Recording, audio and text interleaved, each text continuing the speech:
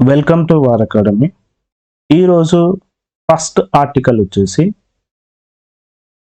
పర్యావరణంపై వేటు భవితకు కాటు అనేది ఫస్ట్ ఆర్టికల్ అన్నట్టు.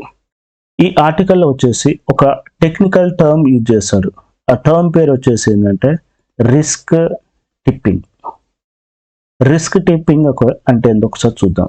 రిస్క్ టిప్పింగ్ అంటే ఏంటంటే ఇప్పుడు జీవరాశి మనుగడకు వచ్చేసి ఏంటంటే రెండు వ్యవస్థలు కీలకం. ఒకటి సామాజిక వ్యవస్థ, రెండవది వచ్చేసి పర్యావరణ వ్యవస్థ అన్నట్టు. ఈ రెండు వ్యవస్థలు తన విధులు సక్రమంగా నిర్వర్తించలేదు అనుకోండి, దాన్నే మనం ఏం పిలుస్తాం అంటే రిస్క్ టిప్పింగ్ పాయింట్ అని పిలుస్తాం అన్నట్టు. దీనివల్ల మనకి ఏమైపోతుందంటే విపత్తులు పెరుగుతాయి అన్నట్టు. ఓకే, ఇంకొకటి వచ్చేసిందంటే ఒక వ్యవస్థ దెబ్బతిన్నది అనుకోండి, మరొక వ్యవస్థ కూడా దెబ్బతింటుంది అన్నట్టు. సో ఇది రిస్క్ టిప్పింగ్ అన్నట్టు. అయితే మనము నీటి లభ్యత చూద్దాం. ఈ నీటి లభ్యతపై కూడా ఈ రిస్క్ టిప్పింగ్ పాయింట్ ఎఫెక్ట్ అనేది ఉందన్నట్టు. జనరల్గా మనకు వచ్చేసిందంటే నీటి లభ్యత వచ్చేసి ఒకటి హిమానీ నదాలు, రెండోది వచ్చేసింది భూగర్భ జలాలు. భూగర్భ జలాలు ఫస్ట్ వన్ చూద్దాం. హిమానీ నదాలు తీసుకున్నాం అనుకోండి, మనకి ఇక్కడ వచ్చేసి ఏంటండి, ఇవి నీటిని నిల్వ చేసుకుంటాయి అన్నట్టు. ఈ హిమానీ నదాలు కరిగినాయి అనుకో, గ్లేషియర్స్ కరిగినాయి అనుకో, మనకి వాటర్ వచ్చేస్తుంది, రైట్. సో దీన్ని మనం త్రాగునీటికి వాడుకోవచ్చు, వ్యవసాయానికి వాడుకోవచ్చు, అలానే విద్యుత్ ఉత్పత్తి కూడా ఉపయోగించుకోవచ్చు అన్నట్టు. అయితే ఈ హిమానీ నదాలు కూడా ఏమైపోతున్నాయంటే రిస్క్ టిప్పింగ్ పాయింట్కి వెళ్ళిపోయినట్టు. దీనివల్ల మనకి ఏమైపోతుందంటే ఈ హిమానీ నదాలు ఫాస్ట్గా కరిగి పెద్ద ఎత్తున నీరు వచ్చేస్తుంది అన్నట్టు. ఆ తర్వాత ఏమైపోతుందంటే పీక్ వాటర్ దశకి వెళ్ళిపోతుందండి. సో ఇయర్ పీక్ వాటర్ దశకి వెళ్ళిపోతుంది. ఈ పీక్ వాటర్ దశకి ఎప్పుడైతే వెళ్తుందో అప్పుడు ఏమైపోతుంది అంటే తాగునీటి లభ్యత కూడా తగ్గిపోతుంది అన్నట్టు. అంటే ఏదైతే హోల్ చేసుకున్న వాటర్ ఉంటుందో ఆ వాటర్ అంతా కూడా అయిపోతుంది అన్నట్టు. సో ఈ రిస్క్ టిప్పింగ్ అనేది అంత డేంజర్ అన్నట్టు. అయితే మనము మధ్య ఐరోపా కానీ, కెనడా కానీ, ఈవెన్ దక్షిణ అమెరికాలో గమనిస్తే అక్కడ అనేక చిన్న చిన్న హిమానీ నదాలు ఏమైపోయినాయి అంటే పీక్ వాటర్ దశకి వెళ్ళిపోయినాయి అన్నట్టు, రైట్. ఇది చాలా డేంజర్ అన్నట్టు. అలానే వచ్చేసి మన భారతదేశంలో వచ్చేసి హిమాలయాలు కానీ, కారకోరం కానీ, హిందూ కుష్లో పర్వతాలలో అబ్జర్వ్ చేస్తే మనకి 90,000 హిమానీ నదాలు ఉన్నాయండి. ఓకే, 90,000 హిమానీ నదాలు ఉన్నాయి అన్నట్టు. ఇవి కూడా టిప్ పాయింట్కి చేరాయి అన్నట్టు మనకి తెలుస్తుంది అన్నట్టు, రైట్. సో ఇది ఒకటి అన్నట్టు. నెక్స్ట్ అదేవిధంగా ఈ టిప్ పాయింట్ చేరడం వల్ల ఏమైపోతుందంటే ఇక్కడ నివసిస్తున్న ప్రజలు ఆల్మోస్ట్ 87 కోట్ల మందికి జీవనానికి ప్రమాదం జరిగే ఛాయిస్ ఉంది అని మనకి కాన్ఫరెన్స్ ఆఫ్ పార్టీస్ 28 దుబాయ్లో జరుగుతుంది అన్నట్టు. ఆ సదస్సులో ఇది మాట్లాడారు అన్నట్టు. అలానే వచ్చేసి ఏంటంటే భూగర్భ జలాలు చూసుకుందాం. మనకి జనరల్గా వచ్చేసి ఏంటి అంటే వ్యవసాయానికి 70% వాటర్ ఎవరిస్తుండ్రు అంటే భూగర్భ జలాలే ఇస్తున్నాయి అన్నట్టు. ఓకే, ఇంకొకటి వచ్చేసి ఏంటంటే ఈ భూగర్భ జలాలను కూడా విపరీతంగా తోడేస్తున్నాం అన్నట్టు. అయితే ఈ COP28 కాన్ఫరెన్స్లో వచ్చేసి కాన్ఫరెన్స్ ఆఫ్ పార్టీస్ మీటింగ్లో వచ్చేసి మనకి ఐక్యరాజ్య సమితి విశ్వవిద్యాలయం పర్యావరణము మానవ భద్రతా సంస్థ ఏమని చెప్పింది అంటే ఒక నివేదికని ఇచ్చింది అన్నట్టు. ఆ నివేదిక వచ్చేసిందంటే విపత్తు ప్రమాదాల నివేదిక. సో ఇయర్ విపత్తు ప్రమాదాల నివేదిక, విపత్తు ప్రమాదాల నివేదిక. ఈ నివేదికలో వచ్చేసి ఇది 2023 ప్రకారం వచ్చేసి ఏమని చెప్తుందంటే భూగర్భ జలాలు కూడా టిప్పింగ్ పాయింట్కి చేరినాయి అని చెప్తున్నట్టు. మరి అలాంటి చేరినది దేశాలు ఏమైనా ఉన్నాయంటే సో సౌదీ అరేబియా వెళ్ళిందండి. సౌదీ అరేబియా వెళ్ళిపోయిందండి. అలానే భారతదేశం కూడా టిప్పింగ్ పాయింట్కి వెళ్ళింది అన్నట్టు మనకి ఈ నివేదిక చెప్తుంది అన్నట్టు. నెక్స్ట్ మరొక సామాజిక ఆవిష్కరణ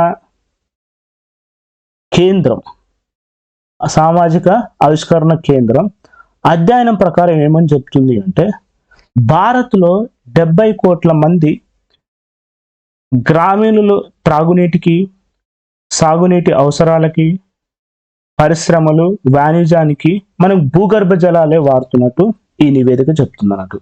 భారతదేశంలో వచ్చేసి ఈ భూగర్భ జలాలు ఎక్కువ మొత్తంలో వాడుతున్నాం అన్నట్టు. అంటే ప్రపంచంలోనే భూగర్భ జలాల వినియోగంలో భారత్ వచ్చేసి మొదటి స్థానం అని చెప్పొచ్చు అన్నట్టు.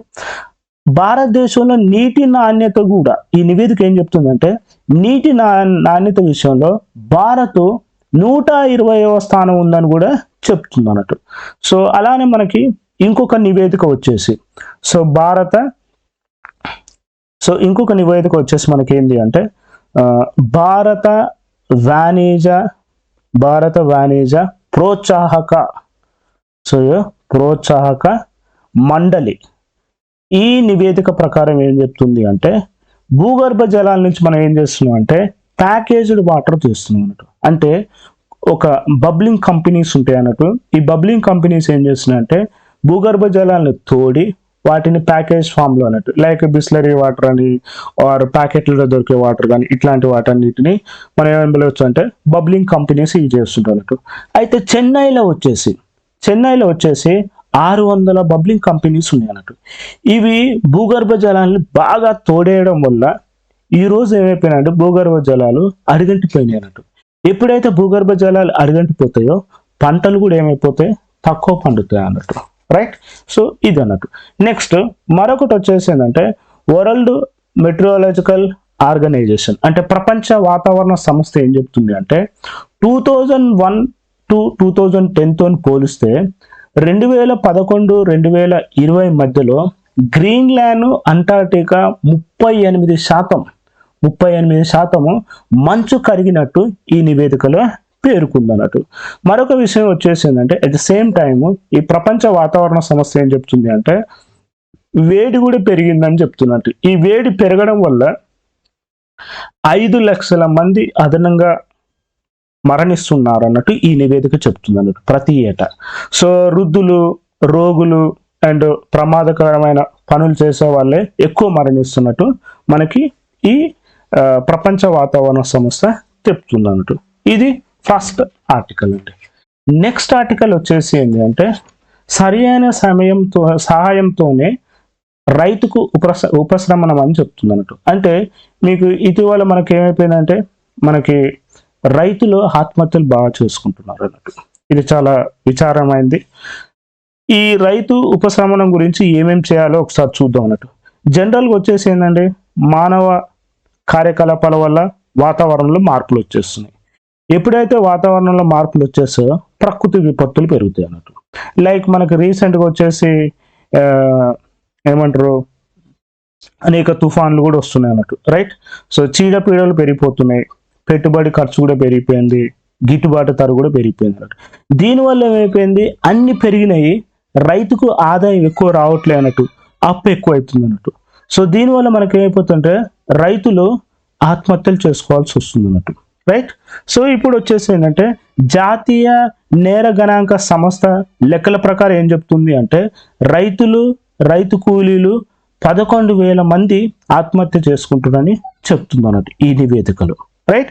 సో అలానే వచ్చేసి ఏంటంటే ఈ రైతుల ఆత్మహత్యలు తగ్గించడానికి కూడా అలానే రైతు పండించిన పంటకి మెరుగైన ధర రావడం కోసము కేంద్ర ప్రభుత్వం ఏం చేసిందంటే 2016లో వచ్చేసి ఈ నామ్ని ఏర్పాటు చేసిందంట. ఈ నామ్ అంటే జాతీయ వ్యవసాయ మార్కెట్ పోర్టల్ని ఏర్పాటు చేసిందన్నట్టు. ఈ జాతీయ వ్యవసాయ మార్కెట్ పోర్టల్ ప్రకారం ఏంటి అంటే భారతదేశంలో ఉన్న అన్ని మార్కెట్లని అనుసంధానం చేస్తారు అన్నట్టు. ఓకే. అనుసంధానం చేయడం వల్ల ఏమవుతుందంటే పంటను ఎక్కడ మెరుగైన ధర ఉంటుందో అక్కడ రైతు అమ్ముకోవచ్చు అన్నట్టు. కానీ ప్రాక్టికల్గా వచ్చేసేవరకు ఇది సరిగా అమలు కావట్లేదు అన్నట్టు. ఎందుకంటే ఇక్కడ కమిషన్ ఏజెంట్లు, వ్యాపారం చేసే వాళ్ళు ఈ రైతుల్ని మోసం చేస్తున్నారు అన్నట్టు. రైట్. ఇది ఒకటి అన్నట్టు. నెక్స్ట్ వన్ వచ్చేసి ఏంటంటే రైతు పంట పండించింది, బట్ ఆ టైంలో వచ్చేసి గిరాకీ లేదు, సో డిమాండ్ లేదు. సో డిమాండ్ లేకపోవడం వల్ల ఏమైపోతుంది, అమ్ముకున్నా కూడా తక్కువ అమౌంట్ వస్తుంది అన్నట్టు. సో ఇప్పుడు వచ్చేసింది ఈ పంటను కొంతకాలం వరకు రక్షించుకొని ఎప్పుడైతే డిమాండ్ వస్తుందో అప్పుడు అమ్ముకోవడానికి చూసుకుంటే మన దగ్గర వచ్చేసి ఏంటంటే సరిపడి గోదాములు లేవు అన్నట్టు. ఇది ఒక పెద్ద సమస్య అన్నట్టు, సరిపోయే గోదాం లేవు అన్నట్టు. ఇంకోటి వచ్చేసి ఏంటంటే దేశంలో వచ్చేసి 80% రైతులు చిన్నకారు సన్నకారు రైతులే ఉన్నారు అన్నట్టు. వీళ్ళు పండిన పంటను ధర వచ్చేదాకా గోదాంలో నిల్వ చేసుకున్న స్తోమత కూడా వీళ్ళకు లేదన్నట్టు. ఇంకొక విషయం వచ్చేసి ఏంటంటే మనకి నిల్వ సదుపాయాలు లేకపోవడం వల్ల భారతదేశంలో వచ్చేసి 20% పంట ఉత్పత్తులు ఏమైపోతున్నాయంటే వృధా అవుతున్నాయి అన్నట్టు. ఆ 20% పంట ఉత్పత్తులు వృధా వల్ల మనకి ఏమైపోతుంది అంటే ఆల్మోస్ట్ దానికి ఈక్వాలెంట్ ఎంత అంటే 50 కోట్ల అమౌంట్ లాస్ అయిపోతుంది అన్నట్టు. అయితే కేంద్ర ప్రభుత్వం ఏం చేసింది అంటే ఒక కొత్త స్కీమ్ని తీసుకురావాలని చూస్తున్నారు. ఆ కొత్త స్కీమ్ పేరు ఏంటి అంటే పిఎం కిసాన్ బాయ్ పథకం. సో పిఎం కిసాన్ బాయ్ పథకం ప్రకారం వచ్చేసి ఏంటంటే రైతులు పండించిన పంటని గరిష్టంగా 3 నెలల పాటు గోదాంలో నిల్వ చేసుకోవచ్చు అన్నట్టు. అట్ సేమ్ టైం కింటాకు వచ్చేసి 4 రూపాయల రాయితీని కూడా ఇస్తుంది అన్నట్టు. ఇది తొలి దశలో ఏం చేస్తున్నారు అంటే ఏపీ అండ్ అస్సాంలో దీన్ని అమలు చేస్తారు అన్నట్టు. ఇంకోటి వచ్చేసి ఏంటంటే ఈ రైతు ఆత్మహత్యలను తగ్గియాలంటే ఫస్ట్ వన్ వచ్చేసి ఏంటంటే మద్దతు ధరను, సో మద్దతు ధరను, సో రైతు పండించిన పంటకి మద్దతు ధర ఇవ్వాలి. రెండోది వచ్చేసి ఏంటంటే ఈ తుఫాను సమయంలో వచ్చేసి ప్రభుత్వం ముందుగానే అప్రమత్తం చేసి పంట నష్టాన్ని కూడా తగ్గించేటట్టు చూడాలన్నట్టు. అలానే ఏదైనా నష్టపోయిన పంటకి సరైన పరిహారం అందించేటట్టు కూడా చూడాలి. అండ్ ఎస్పెషల్లీ వచ్చేసి ఏంటంటే ఈ గోదాముల నిర్మాణాలు కూడా పెంచాలన్నట్టు. సో దీనివల్ల ఏమైపోతుంది అంటే సో రైతుకి మంచి ఆదాయం లభించే అవకాశం ఉంటుంది. దీనివల్ల మనం రైతుల ఆత్మహత్యలు కూడా తగ్గించవచ్చు అని ఈ సెకండ్ ఆర్టికల్ చెప్తున్నారు.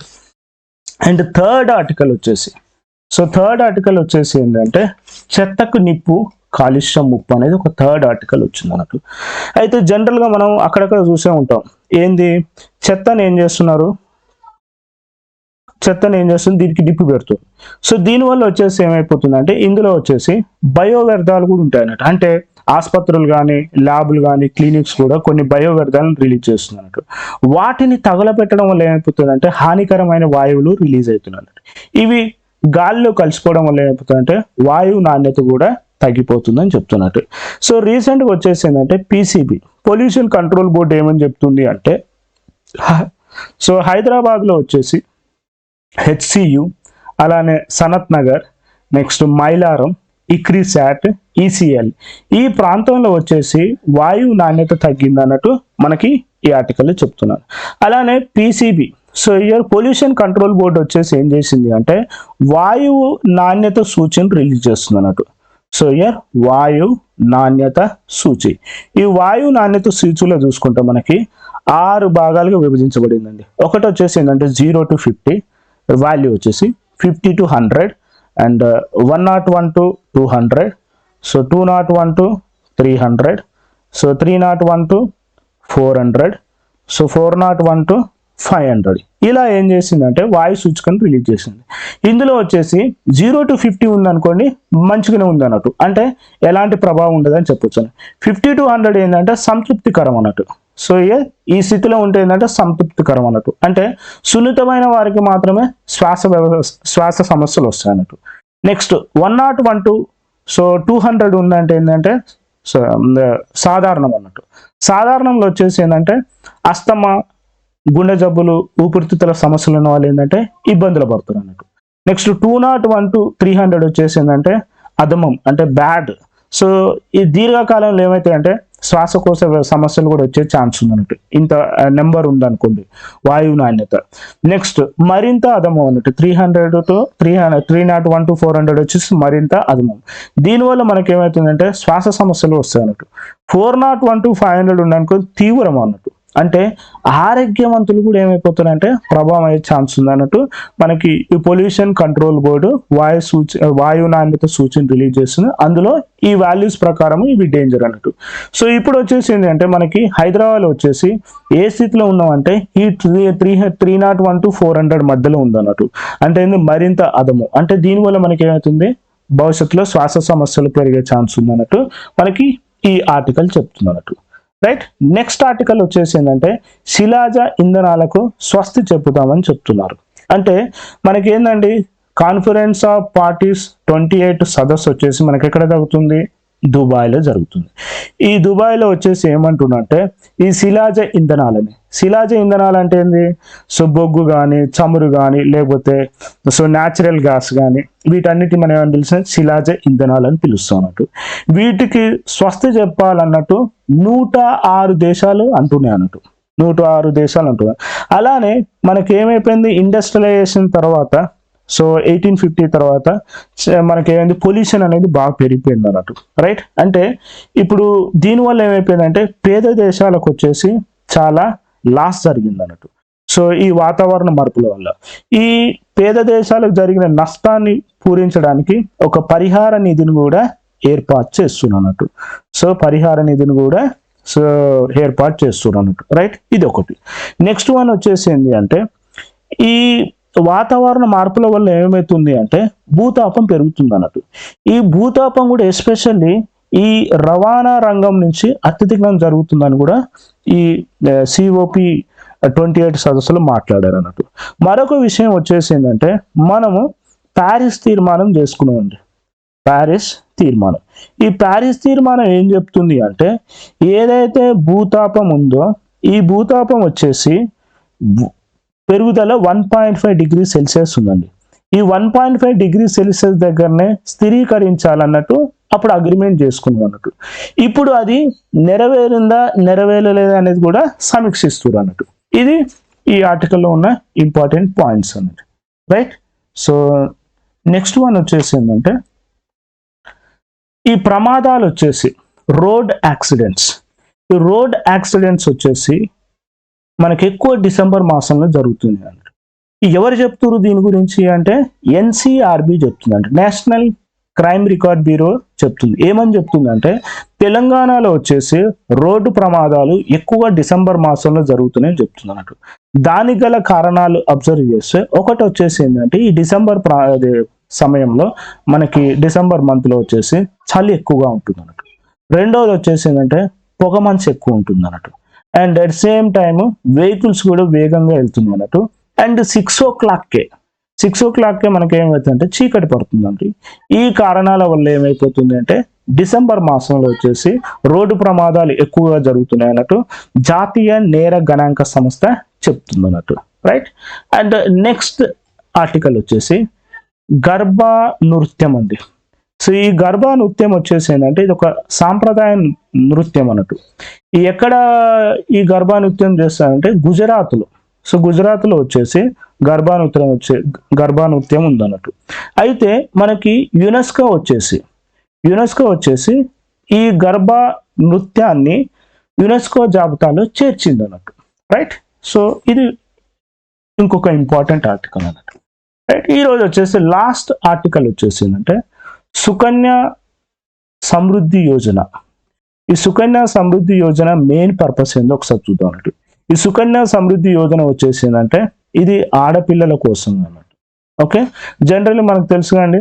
సో తండ్రికి ముఖ్యమైన బాధ్యతలు వచ్చేసి ఏంటంటే కుమార్తెను చదివించడము, అలానే కుమార్తె పెళ్లి చేయడం అన్నట్టు. ఈ రెండు ముఖ్యమైన బాధ్యతలు ఉంటాయి అన్నట్టు. అంటే ఏంది, ఈవెన్ ఈ సో ఇయర్ చదువు అండ్ పెళ్లి పూర్తి చేయాలంటే ఖచ్చితంగా ఏంది సేవింగ్స్ చేయాలన్నట్టు, రైట్. ఈ సుకన్య సమృద్ధి యోజన వచ్చేసి ఏంటంటే ఒక విధంగా సేవింగ్ స్కీమ్ అనేది చెప్పొచ్చు అన్నట్టు. అయితే ఇది ఎవరు నిర్వహిస్తారు అంటే పోస్ట్ ఆఫీస్ వాళ్ళు నిర్వహిస్తారు అన్నట్టు. ఈ సుకన్య సమృద్ధి యోజనలో ఇంపార్టెంట్ పాయింట్స్ వచ్చేసి ఏంటంటే ఒకటి వచ్చేసి ఏంటంటే ఈ స్కీమ్ ఎవరికి వాల్యూడ్ అంటే 10 సంవత్సరాల కంటే తక్కువ వయసున్న బాలిక తల్లిదండ్రులకు మాత్రమే ఈ సుకన్య సమృద్ధి యోజన ఖాతాను తెరవచ్చు అన్నట్టు. అయితే దీనివల్ల వచ్చేసి ఏంటంటే ఈ సుకన్య సమృద్ధి యోజన కింద ఏదైతే అమౌంట్ డిపాజిట్ చేస్తారో సంవత్సరానికి ఎంత వడ్డీ ఇస్తాడంటే 8% వడ్డీ ఇస్తాడు అన్నట్టు, రైట్.